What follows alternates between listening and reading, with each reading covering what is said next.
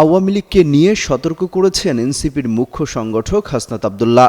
মঙ্গলবার ফেসবুকে এক স্ট্যাটাস দিয়েছেন তিনি। লিখেছেন, যেদিন থেকে আমাদের আওয়ামী লীগ বিরোধী অবস্থান এবং কম্প্রোমাইজের রাজনীতির বিরোধিতাকে শিষ্টাচার বহির্ভূত বলা হয়েছে, সেদিন থেকেই আওয়ামী লীগের মিছিল বড় হতে শুরু করেছে।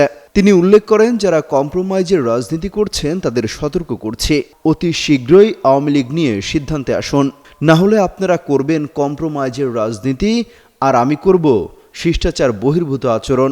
শেখ হাসিনাকে ক্ষমতাচ্যুত করার আন্দোলনের অন্যতম এই সমন্বয়ক লেখেন, আমি শিষ্টাচার বহির্ভূত আচরণ শুরু করলে নিতে পারবেন না, সাবধান হয়ে যান।